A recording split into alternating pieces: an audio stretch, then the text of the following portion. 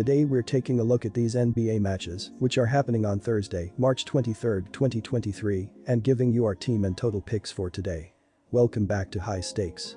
Before we dive into our video, don't forget to subscribe and push that notification bell to get notified as soon as we release these sport prediction videos, and make sure to watch it till the end so you don't miss any of our picks. Also check out our Patreon if you want access our premium picks.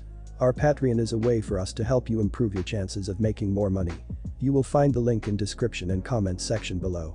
One more thing before we start, check out our new channel High Stakes Props and Parlays, where you can find our player props and parlay picks predictions. You will find the link in the description and comment section below. New York Knicks vs Orlando Magic. As such, New York sits in the bottom half of the league in overall shooting percentage and three-point shooting. Where the offense has picked up the slack has been in their ability to generate second chance points, as the Knicks sit 7th in the league in offensive rebound rate. Along with their team-oriented goal of crashing the boards, New York has valued the basketball and rarely makes careless or forced passes, and their 4th-ranked turnover rate has helped propel the offense to around the top 10 in shot attempts on a per-game basis. The defense has truly been the engine of the team. When it comes to paint scoring, the Knicks sit atop the league, holding foes to around 45 points in the key per game. As the shot attempts venture away from the basket, the Knicks have maintained their strong ball pressure and are top 5 in both opponent field goal and three-point percentage. This strong defense comes despite New York sitting last in steals per contest and around the bottom 10 in field goal attempts allowed per game. Where the defense will need to show up is in regard to clogging passing lanes and pressuring the ball. If the Knicks are able to force takeaways and limit assists, they should find themselves planted firmer in the 5 spot in the East. The Magic come into this contest with a net scoring margin of minus 2.7 points per game, which is 26th in the league.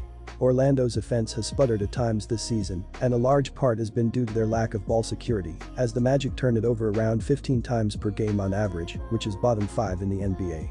This high turnover rate has hindered the overall shot attempts for Orlando, as they also fall to 25th in field goal attempts per contest.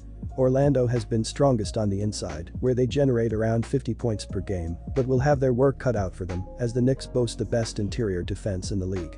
Aside from the copious turnovers, Orlando has also relied on isolation ball, and the Magic simply don't share the sugar all that much.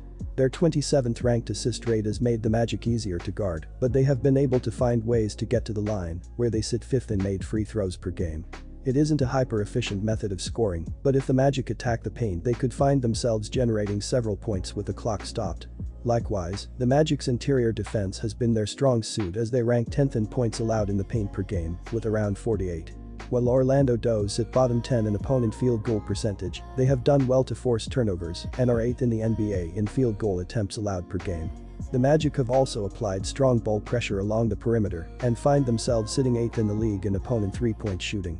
New York is no stranger to the three-point shot, and the Magic ability to dampen their outside success will push them one step closer to the 10th spot in the East. While the Magic are still looking at entering the playoffs, albeit the window is closing, they haven't won back-to-back games since the beginning of February. New York, meanwhile, has been clicking and will look to bounce back after a tough home loss.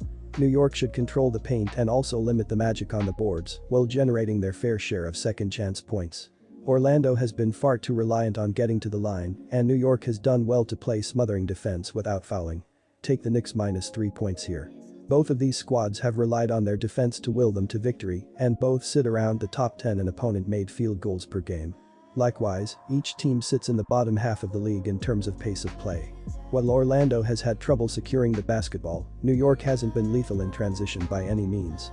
With each team sitting near the bottom of the league in assist rate, we should see some stagnant possessions and forced shots. Take the under, which is 4-1 in the last 5 in Orlando. Cleveland Cavaliers vs Brooklyn Nets. These teams have trended in different directions of late, with Cleveland taking 7 of their last 9 games, while the Nets have dropped 4 straight. Brooklyn made a pair of massive deals at the trade deadline, sending Kevin Durant and Kyrie Irving to Phoenix and Dallas, respectively. While Bridges, Johnson and Dinwiddie are good players, it takes time to incorporate new pieces into the rotation, which is made tougher when a player like Simmons is out of the mix. Brooklyn has had to try and rely on getting production from lesser pieces in an effort to remain competitive. That's proved problematic as they entered Wednesday just half a game ahead of the Heat to avoid the play-in tournament. Cleveland is healthy and they just showed that they can handle the Nets in their own building. Take the Cavaliers here to sweep the 2-game set. Taking the over in this matchup for a couple of reasons. Every time these teams have faced off this season they have gone over.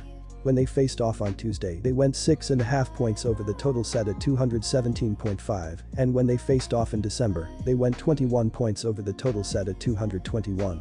Both teams have above average offenses according to dunks and threes, with the Cavaliers having the 9th ranked adjusted offensive rating and the Nets having the 12th ranked adjusted offensive rating. Both teams shoot the ball well from the field, with the Nets shooting 49% and the Cavs shooting 48.9%, with both teams ranking in the top 5 in terms of field goal percentage. Don't expect the absence of Ben Simmons to impact the total or the Nets' offensive production too much in this one, as they are typically more efficient when he is not on the court. The Cavaliers have gone over in their past 4 games following an against the spread win, in their past 4 games following a win, in their past 4 road games, and in 6 of their past 8 Thursday games. When these teams face off, they have gone over in 7 of their past 9 meetings, making me all the more confident in taking the over for this matchup. Our total pick is over 220 points. Oklahoma City Thunder vs Los Angeles Clippers. With the injury to George, it is surprising that oddsmakers still see the Clippers as the favorite in this contest. The Thunder have dominated Los Angeles this season, winning all 3 games, and one has to expect that there will be a bit of a psychological letdown for the Clippers as they try to regroup with their star player. Oklahoma City is playing exceptional basketball of late, winning 8 of their last 10, and they have won their last 2 games by a combined total of 5 points. This is a team that understands the pressure and is living up to the challenge. The Thunder are 5-1 at TS in their last 6, while Los Angeles is 0-5 at TS in their last 5 games when playing on 1 day's rest. Take the Oklahoma City Thunder at plus 2 points. As for the total, I'll go ahead and take the under here. Tuesday's game saw just 201 points between these 2 teams, and I have a feeling we'll see a lower scoring affair this time around as well. This is an intriguing matchup in terms of the trends, as Oklahoma City is the league's best team to the over, 42-30, 58.3%, while Los Angeles is 31st to the over, 32-41, 43.8%. That corresponds with each team's pace as well, where the Thunder are 3rd overall, 103.8 possessions per game, and the Clippers are 24th, 100.0. Ultimately, I lean toward the under as these 2 teams have found success on the defensive side of the floor this year. In terms of defensive shooting, the Thunder are 12th, 47.0% opposing FG percent, while the Clippers are 14th, 47.1%. With Los Angeles at home and having a veteran presence, look for them to opt for a slower-paced game where both teams step it up defensively. 232.5 points is simply too much, so I'll go with the under.